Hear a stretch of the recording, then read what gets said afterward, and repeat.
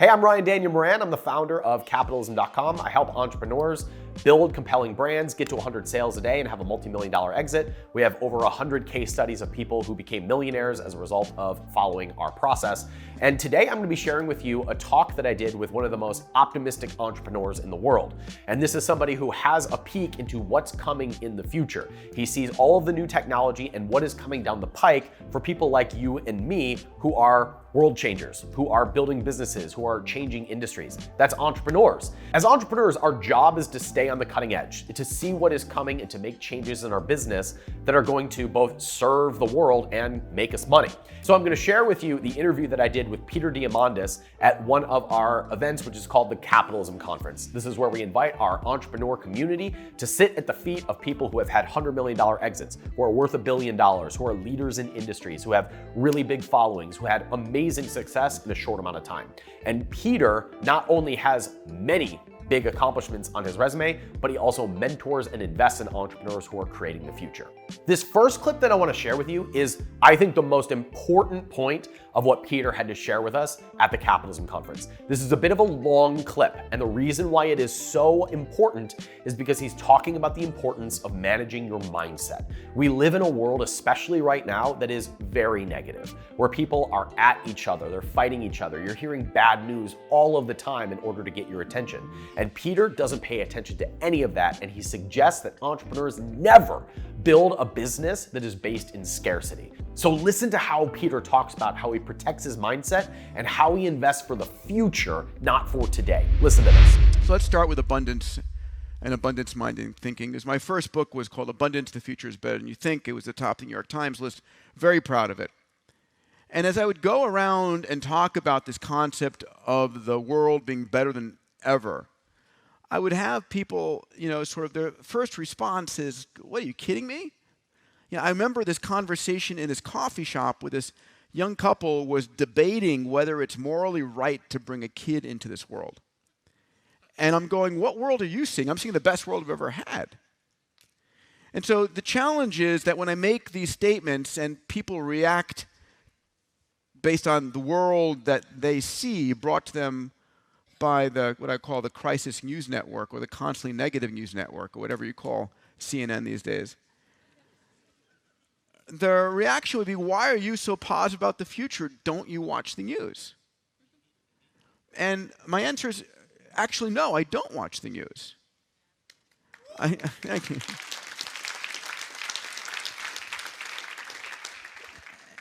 And I look at the data.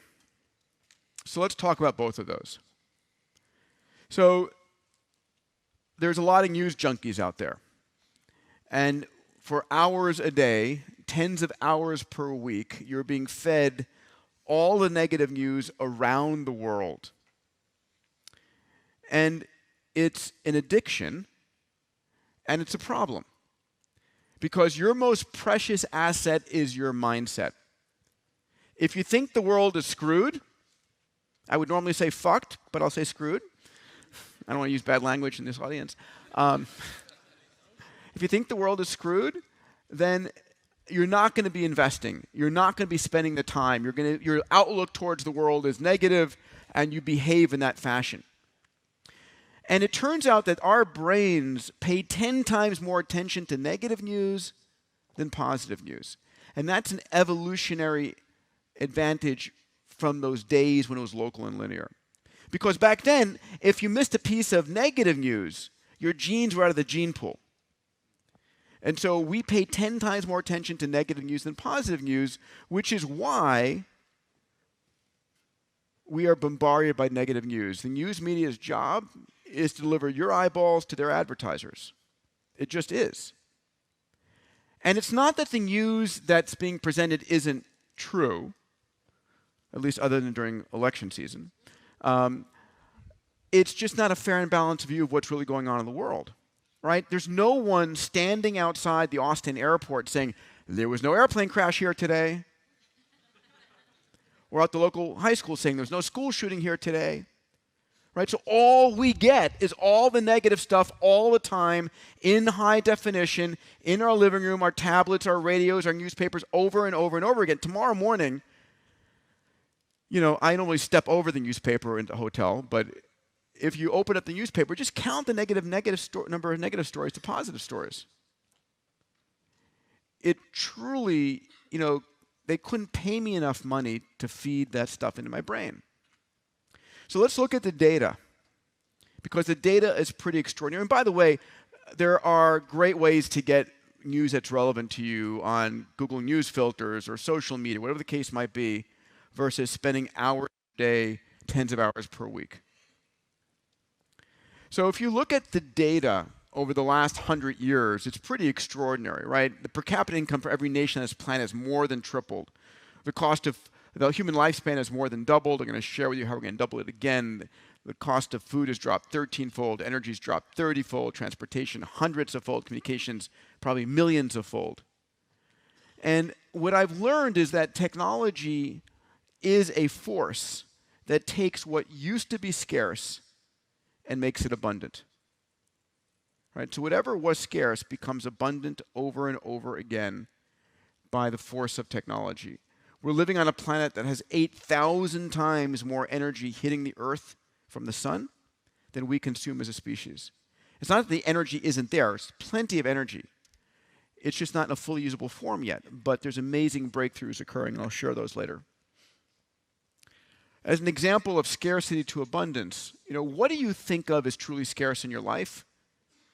Right? We have more capital than ever before in human history available in crowdfunding and in venture and angel. One of the things people say is, okay, perfect diamonds. Well, here's a company I'm an advisor to called Diamond Foundry out of the Bay Area that's built a machine about the size of a small refrigerator, a large refrigerator, that has methane, water, and electricity come in one end, and perfect diamonds come out the other. You want 4 carats, 6 carats, 8 carats? How many carats do you want? Would you like flaws in them? Do you want color? That's easy to add. So I want you to imagine a world, again, where whatever you think of as truly scarce isn't. And if you're building a business based upon a scarcity model, stop. Because I guarantee you someone is working on making that scarcity into abundance. So let's look at the data. This is from the cover of The Economist magazine, that over the last 20-odd years, we've taken 1 billion people out of extreme poverty. We're about to take the rest of the world out of extreme poverty over the next 10 to 20 years. This is from Steven Pinker's book, The Better Angels of Our Nature, in which he shows us we are living during the most peaceful time ever in human history. And you wouldn't know that, watching the news, right? But if you look at it, we romanticize the past. But today, your chance of dying a violent death are 1/500th of what they used to be. This is from data of how many children per family. Back in the 1950s, there was an average of 100 countries or more that had 6 children per family. 2 things reduce population growth rate pressures. You make a populace better educated and healthier, and they plummet. So a lot of my friends in Silicon Valley are not worried about overpopulation of planet Earth. They're worried about underpopulation of planet Earth. This is life expectancy for all of human history with an average of 26. You would have a baby at age 13. You would live old enough for your baby to have a baby. And then when food was scarce, the best thing you could do was give your bits back to the environment instead of taking food out of the grandchild's mouth. This is hours worked per week. While the quality of life has exploded on this planet, we have now halved the hours we work per week. We forget how brutal life used to be, right? Life was short and brutish, 80-hour work weeks to survive.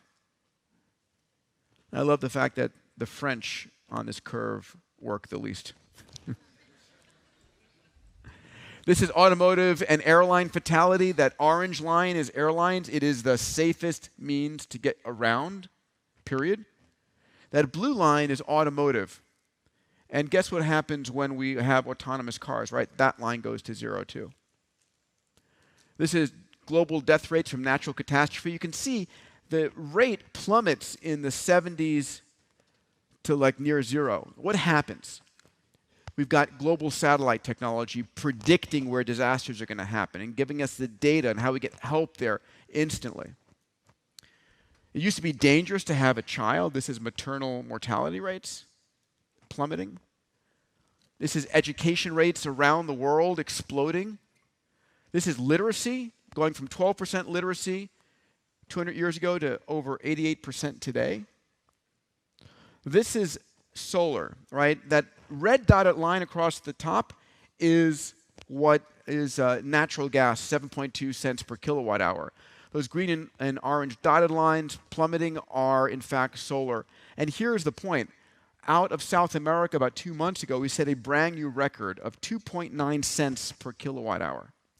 We're heading towards a world where cost of energy from solar and even battery storage is going to make, I don't care how much money the oil and gas companies have. It's going to become something that is so ubiquitous, where the poorest countries around the world are the sunniest countries around the world. Next, Peter talks about how today we have more abundance than we ever had, and all we need to do is rewind the clock like 100 years and look at how the robber barons, who were some of the richest people in history, would have only dreamt about having a world like we have today. As entrepreneurs, we have so many resources, we have so much capacity, and most of us spend our energy watching the news and doing other dumb things. So listen to this point where Peter talks about all of the access that we have and how much power we have as entrepreneurs. Our ability as an individual far exceeds that of the kings and the queens of the robber barons. If you wanted to impact a country or a region 1,000 years ago, you'd had to have been the king or the queen, and the best you could do was maybe deploy your troops or change your monetary policy. Make a small incremental change on your country. 100 years ago, it was the industrialists, the robber barons, and you could, build the railroads, the steel mills, the schools. Today, any of us who truly want to change the world can. I'm just so clear about that, right? Your ability, every single one of your ability to fundamentally change the world is there. There's nothing you don't have access to, other than perhaps clear passion and dedication. That's your choice. But capital, tons of capital, right? $15 billion in crowdfunding last year, probably scaling up to near $100 billion in crowdfunding, more angel capital and venture capital. You want access to experts? You got them. You can find a quantum physicist, a molecular biologist, anything you need online, crowdsource it, it's there. You want computational power? You can spin up 1,000 processor cores in AWS. Right? You got more computational power at your pinky's fingertip than the Defense Department did 30 years ago. What do you want to do? Honestly, what do you want to do? Okay, this next clip is gonna blow you away because this discussion with Peter was recorded 6 years ago, and he made a prediction about AI in the year 2023. With everything that's happening with ChatGPT, you're gonna find this fascinating how accurate Peter was in his predictions about AI. Now, after this clip, I'm gonna share with you what the implications are gonna be for you as an entrepreneur once this gets full capacity. Because 6 years from now, in 2023, we are now getting about 10 to the 16th cycles per second for a $1,000 investment, which is just a number unless you speak to a neurophysiologist. That's the rate at which your brain does pattern recognition. Now, fast forward 25 years later, and now $1,000 buys you the computational power of the entire human race. So AI. AI is the ability for a computer to understand your crazy, silly question, check out all the data and answer it for you. And that's the way I think about AI. You may think of AI as HAL from 2001, or Siri, or Google Now, or I prefer Jarvis from Iron Man. And we're all going to have Jarvis well within a 10-year horizon. But this was perhaps the most iconic demonstration. This is by my friends at IBM Watson, who built this computer. I'll show you the computer in a moment. That went up against the top 2 Jeopardy champions. The guy had won the most money, and the guy had won the most games. So what was Watson? It was a room-sized computer, about the size of the stage, not connected to the internet. It had downloaded Wikipedia, but it could search its memory banks, process 1 million books per second. And our brains are so limited in their capacity, at least for now. And we can talk about, if you want, brain-computer interface and where we're going. I'm not presenting that here, but I know enough about what the company is doing at R. And where IBM has taken this is they've ported Watson to the cloud. And Watson has now become a platform on top of which entrepreneurs like yourself can build. So they're taking Watson to medical school. So, I went to medical school years ago. Do not ever come to me for anything. Warning. But when you go to a doctor, there's no way in the world that your doctor is up to speed of what's going on. There are 8,000 research articles written per day. How many has your doctor read? Right? Watson's read all of them every single day and can process all 3.2 billion letters of your life and can look at every experiment going on the planet, right? If it's not Watson, there's lots of other AIs under development. Peter obviously saw the trend of AI, but he could have never known that ChatGPT was going to be a thing. But now that we have that is the first glimpse of what Peter is talking about the full capacity that we're going to have at our fingertips. Pretty soon, you're going to be able to get any piece of information, even as specific as something like, what's the best supplier for X product in the United States? I mean, you might even ask, what agency should I hire to optimize my Amazon listings? And it just spits it back based on a bunch of data. Information is not going to be something that sets apart businesses anymore. It's going to be about the wisdom that you have, the quality of questions that you can ask, the people that you know, the mindset that you carry, and your speed of implementation. That's going to be the name of the game because everybody's going to have access to abundant information. I've saved this next clip for those of you who are still here or watch this part of the video because this clip is going to piss a lot of you off. In this section, I asked Peter about how entrepreneurs have a responsibility to create change in the world, and Peter says, if you are doing this for the money, you should just stop right now. And that's a controversial statement from somebody who has made a lot of money. So listen to how Peter talks about how he thinks entrepreneurs should approach business, especially while we're entering into a time of unlimited abundance. It's an important question, right? I think in general, entrepreneurs can create a lot of shit too. A lot of schlock, a lot of useless, yet another photo sharing app. With all due respect to anybody in the audience doing photo sharing apps. But so, for example, again, I coach a number of, we start about 60 startups out of Singularity University every year in the graduate program and in our accelerators. And I just launched something called Abundance 360 Digital, right? The annual event that I do, which is my 300 person mastermind, is sort of closed and locked. It's people renew a year in advance for it. But I just created a version called A360 Digital where we're just rolling it out in January. And my mission with A360D is to help students, help entrepreneurs really understand the power of the moonshots and the technologies, and it's coaching towards actually working on problems that are significant and driven by their passion and their purpose. A lot of people get into business just to make money, and that's a very shallow element there. In other words, whenever I've done that, it's been a dismal failure because doing anything in the world is hard. And if you're not driven by your passion, your purpose, you're going to give up, right? A lot of my companies have been overnight successes after a decade of hard work.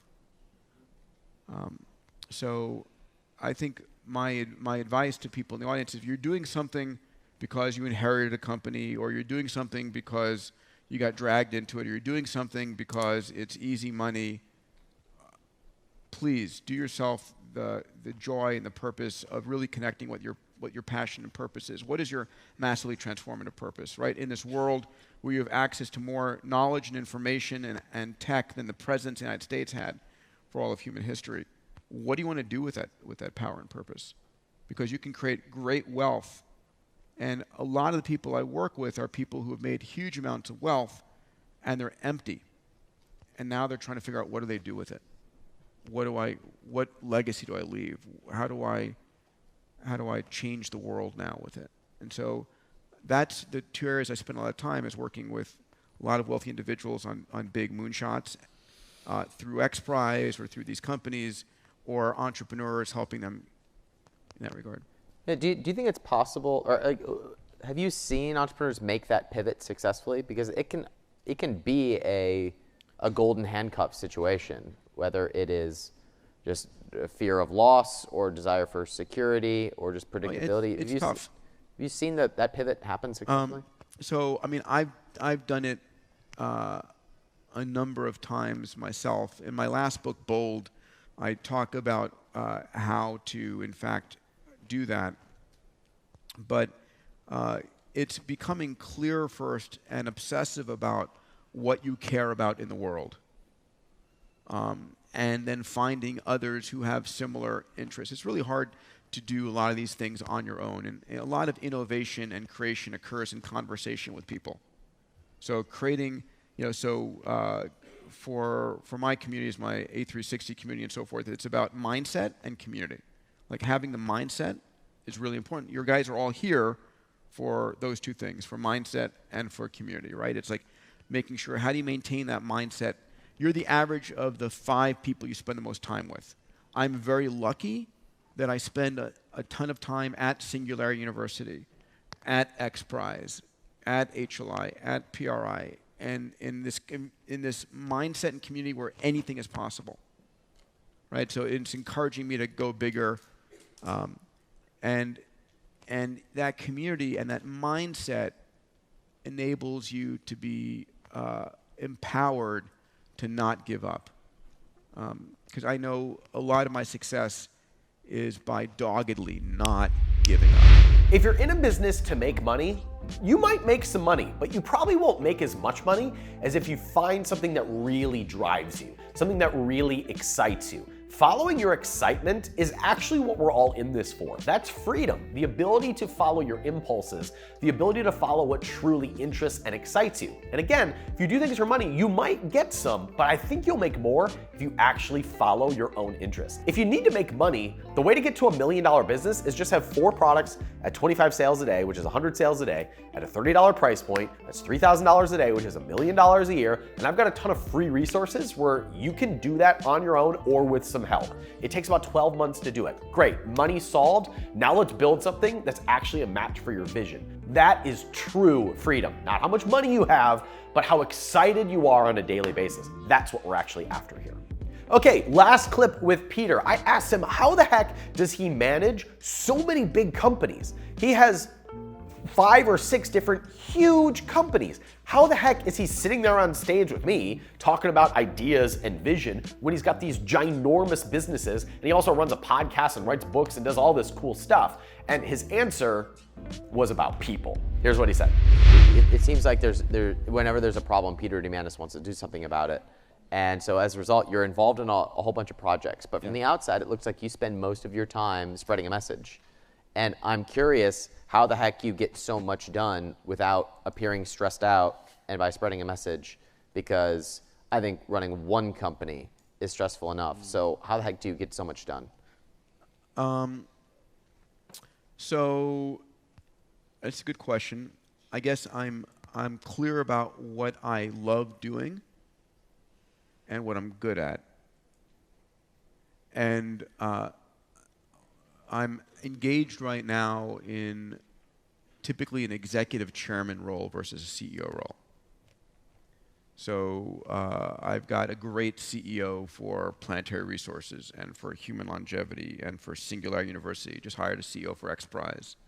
I started a venture fund that I closed in September and have a great guy running that for me. So every company needs a CEO who is living and breathing that company. And that isn't me. I know what I do love. I love seeing the challenge, envisioning the company, the entrepreneurial startup, bringing some founders with me together, capitalizing the company, giving it a vision, and then helping a CEO take it and run it, and then I'm focused on promoting that company, creating partnerships for that company, helping solve problems, because every company's got ups and downs constantly. Shit really hits the fan with me when 5 companies are all going like this. And I'm elated when 5 companies are going like this. Yeah. How is it that you're finding so many good people that you trust to run those initiatives? So a lot of these people are people I've known for a long time. And like Chris Lewicki, who's running Planetary Resources, I knew for 20-odd plus years and brought him in, and then he was president first and then made him CEO. But people are still the scarce resource. A lot of times we think as entrepreneurs that we've got to do it all ourselves. But if you follow the model that a lot of people I've had on stage talk about, it's really about the partnerships that you create. It's about the relationships that you build more than it is about how smart you are, how hard you work, how much money you have, how good your idea is. It's about the relationships that you can bring to the table. And this took me a long time for me to learn. It's not about how smart I am or how cool I am or how handsome I am on YouTube. It's about the relationships that I can build to support the purpose and the excitement that I want to bring to the world. And the same is true for you. One of the best ways for you to meet those relationships, for you to get those ideas, for you to connect with other people is to get into the room where they are. And if you don't have any place where you can do that, come to ours. You just watched a clip of Peter speaking at the Capitalism Conference, which we hold almost every year, usually in Austin, Texas. And if you want to get on the list for the next one, just go to capitalism.com/CapCon and you'll see the details of our next upcoming event. All right, so that was the perspective of one of the most accomplished and respected entrepreneurs alive today. Where else do you get to hear this stuff? It's amazing how much opportunity and how much information we have at the fingertips of every single person on the planet. We would have dreamed for this 100 years ago. You're sitting in the position of incredible abundance. Don't waste it. I'm Daniel Moran with Capitalism.com. If you need some help starting a business, I've got some free resources in the description of this video. I hope you decide to subscribe and be here for the next video. Thanks for watching. See ya.